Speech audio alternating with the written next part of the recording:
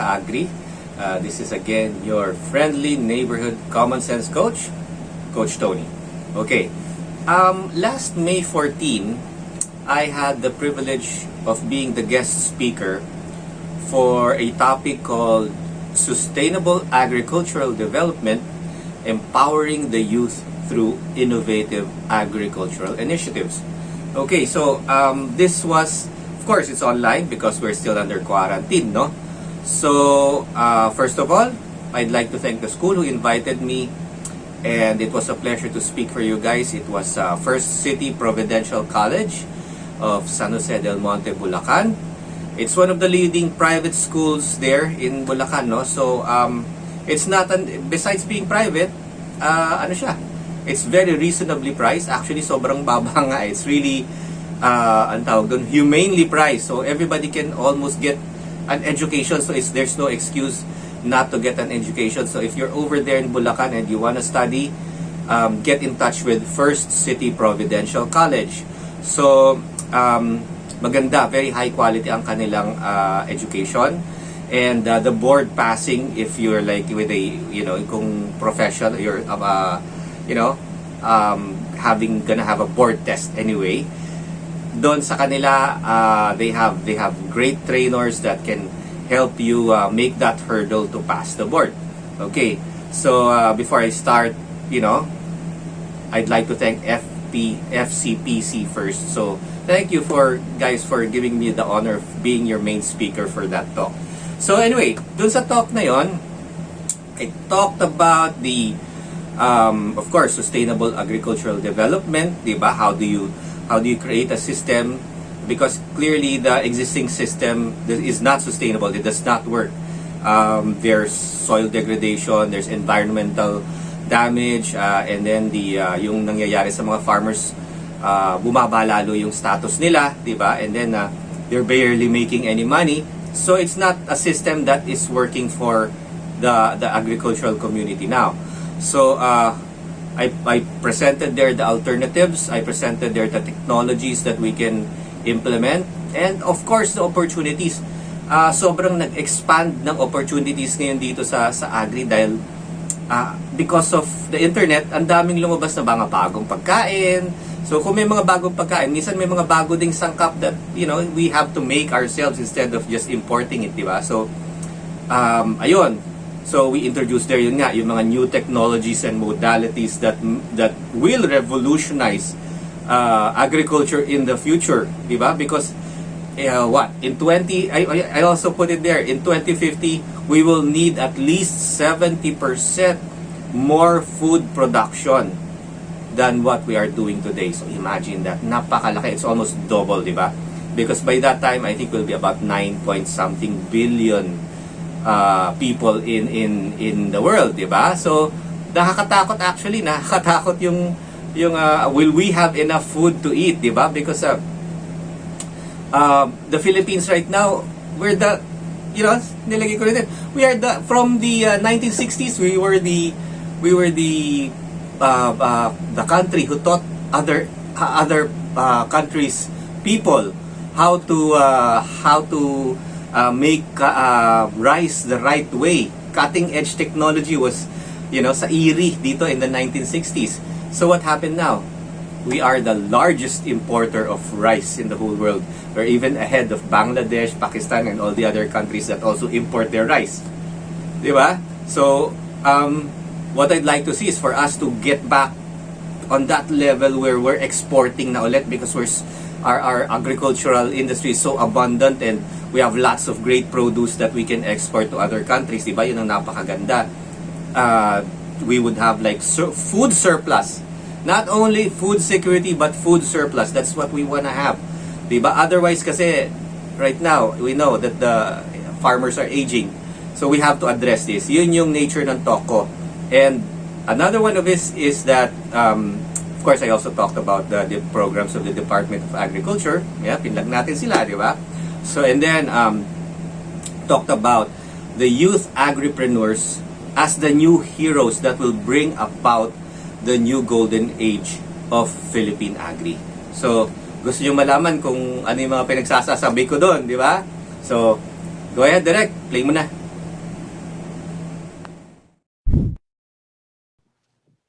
Our speaker for today is a former computer shop manager, fish pond assistant, NGO worker, and a real estate sales manager. He is now a producer and host of Unipro Media TV show Let's Agree to Agree on Pinoy Xtreme Channel 106 at Cignal TV, and the upcoming Unipro TV on the web, and the live talk show in another TV station. He is also the Chief Elevation Officer of Unipreneur OPC Mother Company, Unipreneur Community Membership, Unipro Agri Training and Products, U Academy Online Modular Learning and Coaching Establishment, and Unipro Cares Foundation. Also, he is a freelance life and business coach. His hobbies includes classic big bikes and customization, traveling and going to beach. He is also a firm believer that all human beings have the capacity to improve their life experience and make a difference in the world. Also, that the large majority of people are good and would just desire peace, prosperity, love, and happiness. His journey is about helping people realize the power within themselves and to guide them in their own journey to becoming their best selves and giving great value to humankind. It's an absolute honor to welcome our speaker for today, Coach Tony Agudo. Hello, good morning, everyone. All right. So, thank you very much for the generous and really nakakatabang puso na introduction, no? Talaga, na word for word yung aking pinadala. So anyway, it's truly my honor here, and thank you for to Liovensi and the FCPC family for having me here to um, you know, give my voice to this worthy cause that we're trying to not, we can only try anyway. So we're really doing our best to um, fix the situation that we are in right now. So, um, okay, so siguro let's already start with the presentation, no? So, can I share the screen now? Okay. Can everybody see my slide? Yes, sir. All right. So we're here for sustainable agricultural development and especially the role of youth and about the innovative agricultural initiatives that we have. Okay. So, tanong lang muna natin. I mean, we have to be, one of the things with life and business coaching is you have to have clarity. So, agriculture, okay, we have to know what is the official definition of it. It's the science, art, or practice of cultivating the soil, producing crops, raising livestock, and in varying degrees, the preparation, marketing of the resulting products. Okay, so this is the most common way we have been making our food for millennia besides the hunter-gatherer stage, no? Right after that, when we started, uy, ito palang buto, pag tinanim mo, nagiging plant that makes the food that we eat. That's how basically how agriculture started. Okay, and that led, you know, uh, that led to civilization. Agriculture, because hindi na nag-move yung mga communities eh. So, pag meron na silang mga farmlands. So, doon na nagkakaroon ng fixed communities that became, small towns and then naging cities na eventually. Okay, so that's how the whole civilization, human civilization started. So, but before all this, I want to start with a true story. This is a little bit, I hope nobody here is too sensitive about this. This is about a certain country exerting its naive powers, and trying to control nature and being ill-informed and not knowing, and they thought they were doing good, but the end result is catastrophic. So I hope we can all learn from this video. I'll play it. Okay, so Yeah. Medyo sobering, no? So that's basically the effect of maraming mga lessons 'yan. One, we don't want to have a famine, and two, we have to work with nature. We cannot humankind has been so very arrogant, okay? Masyado tayong mayabang that usually nature eventually bites us back because it's the ano eh we're contradicting natural laws. So that's why we're in this talk right now. So importante din nakita natin yung relevance na food security. Food security talaga ang labanan ngayon. Okay. Now, with regards to the Philippines, okay, saan na ba tayo? Where are we? All right? Now, what is the status of Philippine agriculture right now? So maybe nakikita ninyo, it hasn't been really that, you know, ang portrayal ng farmer is, medyo not in a good way, no? Na poor, butas-butas yung damit, tapos uh, laging kulang, laging madumi, 'di ba? So that's a very unfair and um destructive perspective on agriculture. So in contrary with this, back in the 60s, the International Rice Research Institute was set up here in Los Baños. We were the leading authority. We taught Vietnam, Thailand, everybody else. They learned rice farming from us, and it was the golden age of Philippine agri. What happened? Okay? So, ngayon, ang sabi nga ni Agricultural Secretary William Dar that the majority of farmers in the countryside are actually still just practicing agriculture 1.0.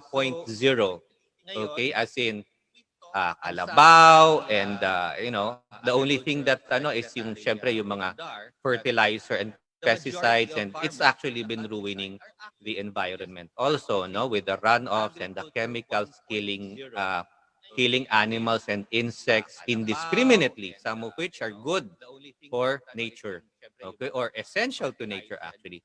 So that's agriculture 1.0, which has been causing devastation throughout the agricultural countryside.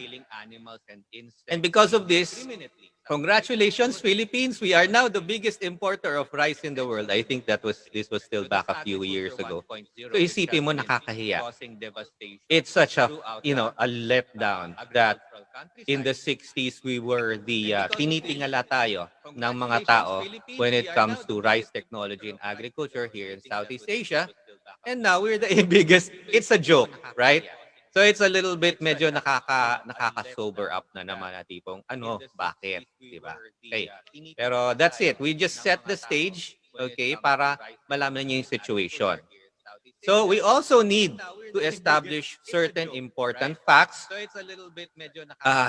with regards to the agricultural sector. Okay.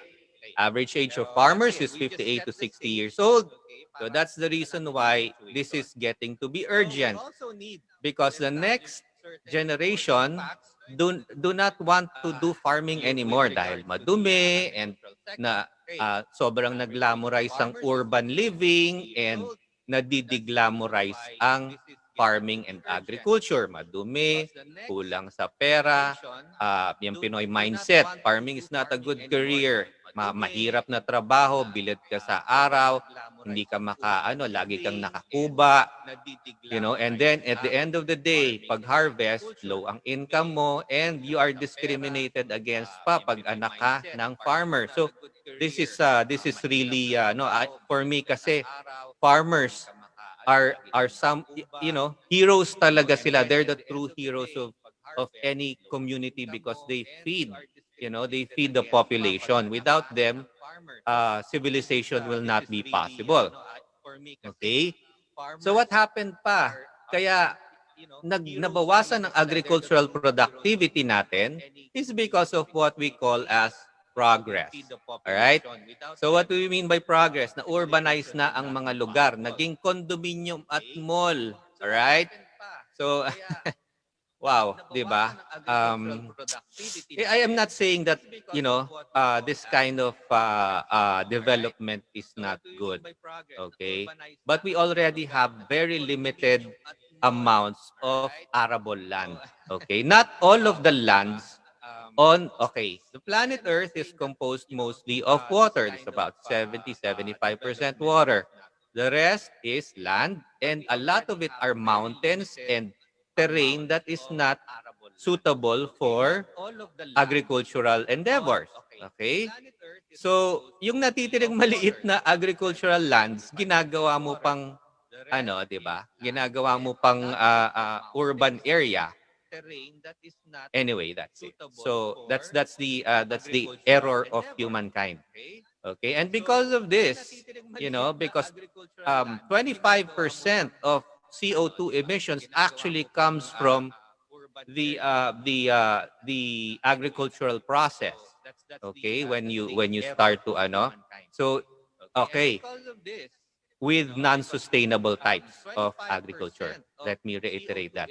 So nagre-release yan ng CO2 and it adds to the global warming. So when it becomes warm, kung nakita nyo yung isang movie that pag tumaas ng 1 degree ang temperature ng buong mundo, there will be catastrophic effects all around within the whole planet Earth. So another thing, population growth, booming ang ating population on a global scale. And also because of governmental policies like ang sinasabi ng mga farmers, sinasabi ng policymakers maganda daw, but with the rice tarification law, which was I think was forwarded by Villar yata, so Senator Villar, ang nangyari against yung mga farmers, because in the end it made it very difficult for them to be profitable with competing with imported, dahil kasi binabaan nila yung taxes on imported rice. So this is counterintuitive. Though ang sinasabi nila well-meaning, because eventually daw magre-reduce ng inflation, but again, pinapatay ba nila yung sparrow? 'Di ba? Like what happened in the China di ba? That's the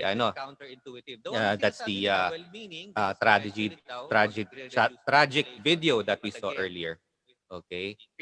So, ayan ang mga nag-contribute to the degradation of agricultural production in the Philippines. Right. Okay, add to this pa, puro mga problema. So, sorry, on the first part, puro mga problema ang natin. We talked about rice importation earlier. Okay, because of climate change, Vietnam is now moving into shrimp production. Okay, bakit? Because of climate change, tumataas ang sea levels. Pag tumaas ang sea level, nagki-creep yung tubig alat into the Mekong Delta, where that's where the majority of the rice fields of Vietnam is. Okay? But as you know, rice is for fresh water, not for salt water. So what happens? Kaya kino-convert na nila ngayon. Okay? That's the effect of climate change. But guess what?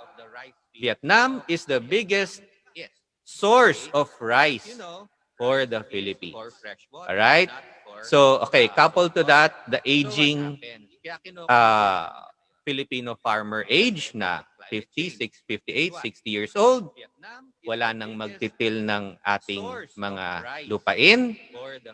And then, hindi pa tayo maka-import ng rice because rice is our staple food. Okay? Ano mangyayari? There's a danger of a real and present danger of famine right now because pag tumaas ang population ng buong mundo, okay, hindi na yan magbebenta ng rice or any other food sa labas because they have to secure their own citizens' food supply. Ganun talaga yan. Sabi ni Vietnam, sorry Pilipinas, we cannot give you rice. We cannot export you rice anymore because we have our own mouths to feed. As simple as that. So you see the Filipinos shooting ourselves in the foot through all of these policies and this, diba, the wrong mindset about agriculture. Okay. We were talking about, we are supposed to talk about sustainable agriculture to fix this situation. Okay? So what is sustainable agriculture? Okay, it's a type of agriculture that focuses on producing long-term crops and livestock while having minimal effects on the environment. Kita nyo, okay? It is designed around the environment and not, like yung mga monoculture, yung isa lang ang crops. And that's not in nature's way kasi. Okay? So sustainable agriculture also focuses on maintaining economic stability of farms and helping farmers improve their techniques and quality of life. Okay, based here on the five key principles of the Food and Agriculture Organization of the United Nations, ito yung mga ano nila, focus nila. So it's a maganda siya. Increase productivity, employment, value addition in food systems. Okay, that's protect and enhance natural resources because if we can work with nature instead of trying to control it, that is where the magic will happen. Okay, yan ang natututunan ngayon. Biomimicry and everything else.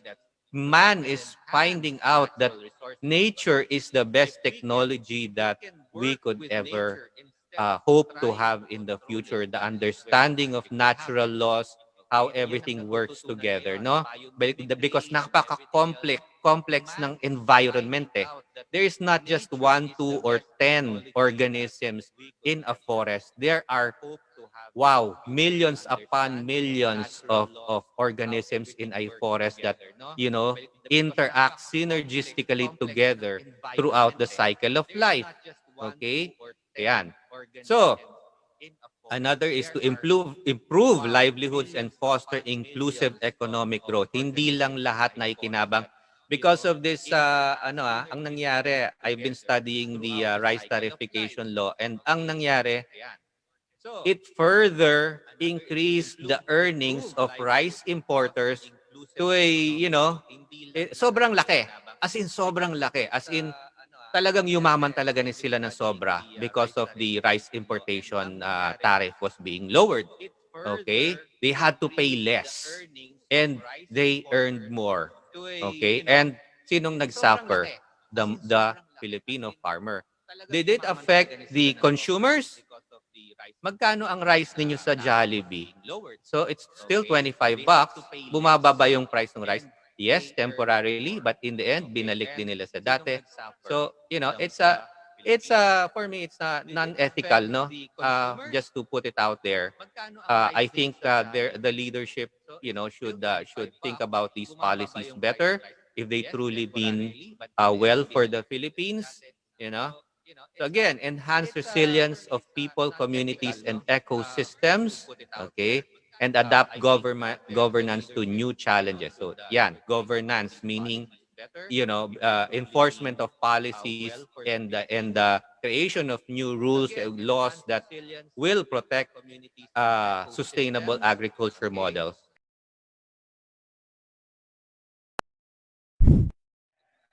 So our new heroes are you, the youth. Okay? So ito, in this new age that we are, arriving at, tumatanda na yung ating mga farmers. So we have to step up. Okay? We have to take to the stage in making food for the next generation. So, okay, why should we go into agri kung napakahirap niya and very little ang rewards, di ba? Okay. Actually, yan ang misconception. Okay? And it's just because hindi pa nagtitrickle down into the common farmer yung mga technologies and mga modalities. Okay. It is much needed. Kailangan talaga. The demand is huge. We have no real agricultural security in the Philippines. If anything happened right now that we cannot import, rice or any other foodstuffs, delikado tayo, magkakaroon tayo ng famine talaga. Okay? So by 2050, we will need to produce 70% more food because of population growth. And this is all across the board, all around the world. Okay? So you can see already, malaki ang demand. So that means, pag malaki ang demand, your product will always move pag food yan. Okay? So there is a big opportunity for everybody dahil all human foods, all human beings need food eh. Hindi that fact will never change. You know, everybody needs to eat 1, 2, 3 or more times a day. Mahilig kumain lalo na Pilipino. Okay? And it can be a long-term and stable career. Okay? Uh, uh, Agriculture done right is so beautiful. Meron kayo man nakikita mga magagandang mga farms na, di ba, yung may trees, a nice house, semi bahay kubo. There's some cars and asa baba, and then it's all integrated. It doesn't necessarily mean kung asa agri ka, you have to be poor. Actually, it is the opposite. Okay? And the next thing is, you can pass it to your children in the future. Okay? It's not like a job na, pag sinabi sa'yo, sarado na ang kumpanya, tapos na. Diba? You don't have a source of income anymore. Okay? So ito, pwede mo pang ipasa sa mga anak at apo mo in the future yung farm mo. Okay? This is being discussed all around the agricultural communities. The next millionaires will come from agri because there are new technologies and new products and systems that people or farmers can use para mag-increase ang yield, ma-lessen ang inputs and costs. And of course, pag ganun ang nangyari, then there will be more income or profit, no? So, okay. Why is it an exciting time to get into agri? Okay, matagal na ignore yung industriya yan because it was not glamorous, as I explained before, no? So, the growth potential is massive. Masyadong kumonte ang farmers sa Pilipinas. Kaya ngayon, kailangan nating ipa-increase by adding to the agripreneur population, no? And there's a growing demand for more and healthier food because of the internet. Nalalaman ng mga tao na, ay, okay pala kung kumakain ako ng kale or ng mga microgreens, mga ganyan. Those are high-value crops. So nagkaroon ngayon ng more variety of food that we can make and produce na marami na ring mga consumers.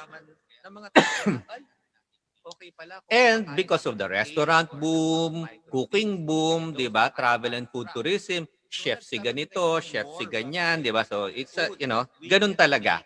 Na popularize ngayon ang food, and kami, we ride our motorcycles to go have an excuse to ride, and then in the end, titikman namin yung tapsilog dito, yung lugaw sa ganyan.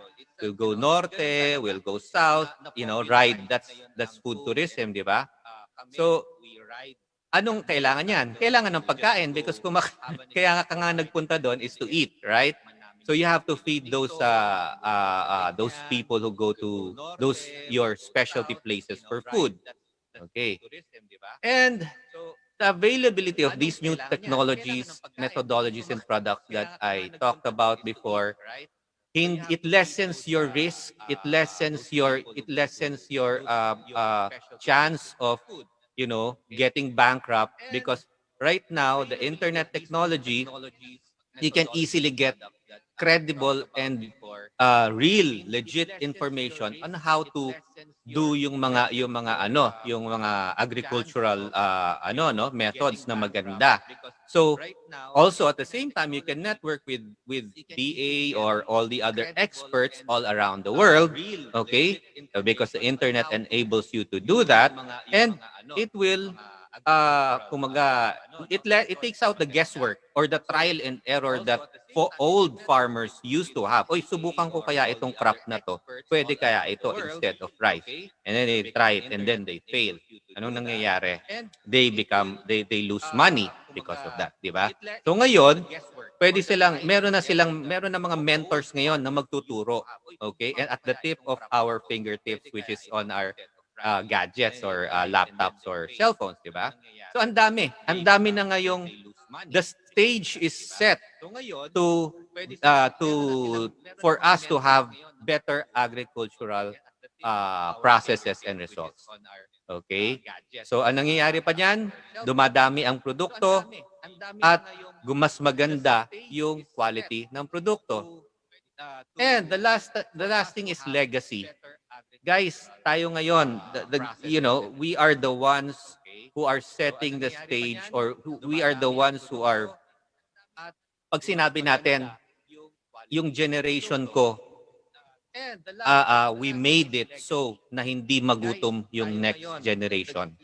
Okay? And that is the legacy you can leave to your children, future children, and your children's children. That is, leave the earth a little bit better than when you saw it or got into it, no? So, okay, of course, you have to address the elephant in the room. Okay naman si DA. I've been studying their mga except also they still recommend factory farming, mga usage of pesticides and fertilizers, which I'm a little bit for that. I think we should start moving towards more sustainable modes of agriculture. But ang nakita ko is they've been emphasizing on creating agripreneurs because pag agripreneur, iba yan eh. It's not just a simple farmer. You pay attention to everything else. We'll talk about that later. No? So, and I recently attended the Youth in Agriculture Summit na ang daming mga artista din palang farming na ngayon. Okay, I mean if they're farming, then that must be a sign that it's not such a bad career after all, 'di ba? Like sila Jason Abalos, nakita ko, James Reed, and there were like a couple of Jeffrey Santos. Actually, maraming nagpa-farming and farming advocates na celebrity people. Okay. In DA, they also have the Kaya program, Capital Access for Young Agripreneurs, where you can take a loan of maximum 500,000. You know, if you have an existing farm or if you have a thought for a project, okay? Yan. We can avail of that. And of course, there's the Agricultural Training Institute, which is the training arm of the DA that teaches people these technologies. I don't think DA ATI still already has the aquaponics or hydroponics, no? So mas more sila sa mga traditional farming plus yung mga intercropping, like hindi na monoculture, hindi na lahat yan puro rice, or hindi lahat yan puro they sometimes mix in livestock, 'di ba? Like there's fish in tilapia in rice fields, yung mga ganon. They're experimenting with those new modes already. Okay, so there are a lot of opportunities talaga right now in agriculture. So, yan na, hindi ko na one by one. Rice, of course, it's still there because talagang we just need to improve the systems. We just need to use the right products and do the right processes, organic processes para ma-fix ang rice production. Pero hindi kasi titigil ang Pilipino eh. Everybody else in Asia, yan talaga ang majority yan ang staple food. Okay? So imagine if we bring back the time when we can export rice again, 'di ba? And there are now high value crops and vegetables dahil sa mga movement ng mga keto, mga vegan, vegetarian. So they're looking for high value for organic and ang tawag doon, pesticide herbicide free leaves and vegetables, no? So okay. And there's also organic livestock farming na it's no longer the intensive type na na nakakulong lang doon, and there's actually organic ways in growing livestock. And of course, there's aquaculture and mariculture. These are emerging or mariculture is emerging nga pala. So aquaculture, marami pa rin, malaki pa rin. Like if you do RAS, or what they call as an enclosed aquaculture system, okay? You can ito yung isa sa mga numbers that I saw. You can earn between 2 to 3 million pesos a year from 1,000 square meters na tilapia intensive aquaculture system. So, of course, may risk ito. Paano kasi sobrang siksikan yung mga tilapia and nagre-recirculate lang yung water. So, pag, pag mawalan ka ng kuryente, delikado ka because bababa ang oxygen sa tubig, pwedeng mamatay, mag-fish kill ka. Sayang yung ano mo, di ba? So, you have to consider all of these these things. I've been a assistant ng uncle ko sa prawn farm, kaya alam ko yung dissolved oxygen in water. Yan ang pumapatay pag sobrang bumagsak. Okay. Hydroponics andyan, vertical agri, aquaponics, it's all out there. Okay? You just have to see what's right for you. Tingnan mo kung ano yung what sings to your heart. Ako kasi that's how I am. I live upon intuition and inspiration. So, kung gusto ko yan, and then, kaya ko naman, I'll see if I can do it, or if I can, buy it or whatever, di ba? Because minsan lang tayo mabuhay di ba? So, as with our opportunities in agri right now, we're developing an aquaponic system, and we're already looking for partners for that. So, ayun, basta ang dami nating ginagawa, So, of course, syempre, hindi lang naman puro food production, or hindi lang puro mga pagtatanim and pagre-raise ng livestock. There's also the support services. Like, pwede kang mag-produce ng organic fertilizer, pwede kang mag-produce ng seedlings and fries. Fries, hindi French fries yan. Yan yung mga maliliit na isda. Okay? You can offer pre-harvest and post-harvest equipment and facilities such as yung rice mill, mga harvester, mga tractor, mga ganyan that our farmers cannot afford to buy, so you can rent it out. Mga ganon. Ang daming opportunities, guys. Okay. We are at a crossroads. It's either we sink or we swim. But I see ourselves as the lucky ones because we have the power to fix this Okay? It's not like ang tawag doon, it's unworkable, it's unfixable. Ang nakikita ko, there's a lot of hope because of this new technology and the real intention and the goodwill of people, to do good for the planet and do good for humanity, no? So the farmers and the youth are the real heroes here. Okay? We can be the heroes, the new heroes of this world. So we, yung mga youth, kayo guys, strive to be agripreneurs and seek to change the world, from the destructive path that our previous generation has set us on. Okay? Okay, now nakita natin, internet age, ang daming knowledge that is easily accessible and mas madali nang ma-absorb because it's in the form of videos, summaries, and whatever, no? So ang dami ng mga source of kung ano man yung kailangan mong malaman so that you can do anything. It's there in the internet. So this has accelerated the progress of technology. Okay? So even especially agricultural technology that is related towards the betterment of agriculture. So, okay, besides all this, we have to be proactive. We have to act now because, hindi tayo hihintayin ng mundo. Okay? It's still in its process of degradation. Tumataas pa rin ang greenhouse gases.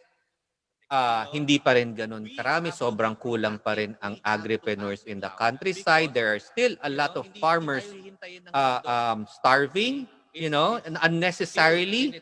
Okay, we can help them. So we have to find our place in this world on how we can contribute. Okay, proactive instead of reactive. Kung kailan nagkakaroon ng hunger and famine, it's already too late. Okay? And remember guys, ang makikinabang dito, kayo mismo, the youth right now, kayo makikinabang because 2030, 2040, 2050, andyan na. That will be the peak of your lives, and hopefully by that time there won't be a famine, hindi walang widespread, because if there's widespread hunger, there will be social unrest, and not only here but all across the globe. And we don't want the Philippines to be to have that kind of yung kita nyo na kanina sa China, di ba? So we don't want to have that happen to us na kinakain na lang yung putik. Okay? So, what do we need to do? And, okay, what do we need to do to be proactive about it? One is to have the mindset of an agripreneur, which is the mindset and the heart set. So, okay, mindset is like accept mo that this is the kind of work that needs to be done. It's not easy, perseverance and everything. And the heart set is the persistence and the mission to help fix the agricultural industry. And of course, if you're an entrepreneur kasi, you do a lot of research before you take action on anything. Okay? Because you want to minimize your risk of failure. You want to give your business the best chance to succeed. So as an agripreneur, you do your research and you also network with authorities, with organizations, you network with other farmers. Instead of going straight into farming, makipag-usap ka muna sa mga yung ibang taong gumagawa na rin ng ganon, di ba? So that you don't make too much mistakes. Okay? So, how do you do that? You start now just by learning. Okay? With this video or with this presentation, okay, you are already on your track towards learning if you really want to go the agri way. And another thing is you can also do home food gardening, which is self-sustainability ng family mo. Right? So, another thing is also be an advocate. Because ano kasi everybody needs to know. You need to share your knowledge, you need to share the good para malay mo, kailangan natin isa't isa. Kailangan natin ng maraming gumagawa ng pagkain para hindi tayo magutom. Okay? So you need to share your knowledge and you need to share what is good to the world. Okay? That is, I think, one of the most valuable missions that we have as human beings is to share our light, not to be a blight in the world. Okay? So, question. Okay, why do we need to succeed in this? Okay? Kailangan nating mag-succeed. Okay?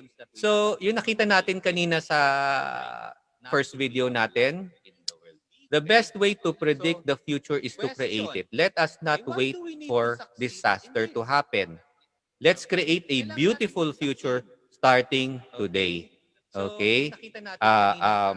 Magkaroon ka ng game plan on how you're going to do it. O sige, pag graduate ko, itong gagawin ko, i-research ko to, ganyan-ganyan. If you wanna do agri, so have a game plan. Separate or organize your life into a schedule. Diba? Ano ba ang mga goals mo sa buhay, mga ganon, diba? And that's the basic in life coaching. You have to be clear with your goals and you have to plan towards your goals. May micro goals and then meron yung mga big goals. Okay? So, the best way to predict the future is to create it. The next thing is Why do we need to succeed? Because the alternative is unacceptable. Okay? We're talking about our futures here, guys. You know, I'm already 50. I don't know kung hanggang anong age ang aabutin ko.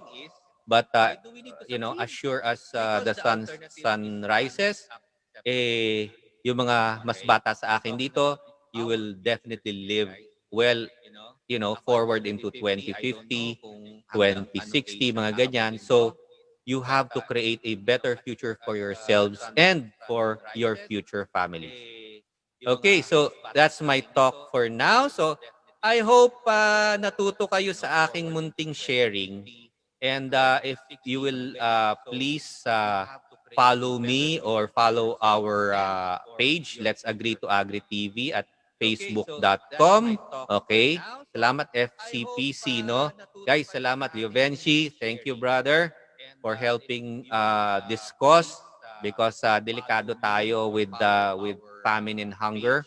So of course, my company unipronor.com, you can register there. You can be in our mailing list so we can send you future developments, and we are really uh, striving to organize peoples and communities and businesses towards the revival, towards the new golden age of Philippine agriculture. So we're not here for the short term. We're here to get things done.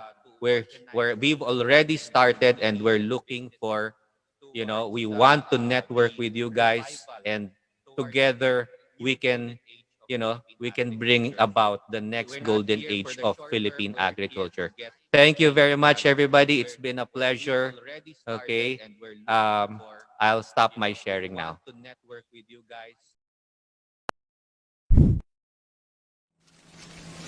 So ayan, mga ka-agri, kita niyo yung talk. I hope nag-enjoy kayo, nagustuhan niyo yung information na shinare ko, no? So again, thank you to FCPC or First City Providential College. So if you want to see the full talk, you can go and watch it on our Facebook page, fb.com or facebook.com/Let's Agree to Agri TV. I think it's also in the website or in the Facebook page of FCPC. Madali lang silang i-search. Pretty unique yung name nila. So, okay. We're towards the end of our program, and I would like to give a shout out to my friends out there. Nag-request sila. So, first and foremost, I have a new friend. He's called BJ Makadangdang of Rook Helmets. Okay, so the Rook helmet is really reasonable, pero ECE siya. Okay, kaya maganda yung safety rating niya, no? So I hope I can get my hands on one of them. So hint BJ. Hindi, joke lang. So ayun, and then of course Jimmy Barinaga, Oni Pagkalinawan, Clyde Segismundo of Royal Enfield Philippines. Andiyan yan sa sa Bagtikan, and yung dun sa shop sa Mandaluyong. Okay, so of course the guys who have been hard at work on my what do you call this? Virago XV750 Cafe Racer, that's Nonoy Serrano and John Von Hati, who's hard at work on the wirings right now. And of course, yung gumagawa ng iba kong mga bikes, Mr. Jake Guerrero of JRG Customs. Okay, of course, yung mga scientists over there at Phyto Philippines, JR and Gabby. Of course, syempre hindi pwedeng hindi ma-mention yung the boys of RE North. Tay Abaya and Jam, the husband and wife team, Ron Hilario and Mark Dionisio, etc., etc. Of course, the Indian Expert Garage by Mr. Kanan Sridivi, purveyor of fine RE parts and accessories. So, yan pa lang for now. Sige, sabihin niyo kung magpapa-shoutout kayo next time, just shoot me a PM. Okay, so I would like to announce that we're gonna have a Q&A segment. Yay! Diba? So, what this means is that either you email us or you PM us kung meron kayong gustong itanong na question about agri or anything under the sun that is related to what we have been talking about, diba? And we'll be happy to answer you. Of course, yung mga medyo, hindi magandang questions, hindi na namin entertain yan. So, we also accept comments and suggestions on how we run this show. Of course, we're just a newbie producers, directors, and whatever. But we're sticking to our programming. We sincerely want to help people with agriculture in the Philippines. So also, don't forget, please, to follow us on all our social media accounts. So wherever you see this, there will be at the comment section, the description, or kung saan man, andyan yung mga links sa aming mga social media accounts. So pakipuntahan naman and click subscribe or follow or kung ano man, 'di ba? Or yung like, 'di ba? Paki-like naman, guys. It's been so alam mo, I think this is the 12th episode, I think, direct, right? So of course, unipreneur.com, that's our website of our company. Of course, Coach Tony's website is tonyagudo.com. Yan. So with that, we end this program. Okay? So again, this is your friendly neighborhood coach, Coach Tony, bidding you goodbye. God bless. Learn well and live well. Bye-bye, folks. Don't forget to follow Coach Tony on YouTube, Facebook, Twitter, and Instagram.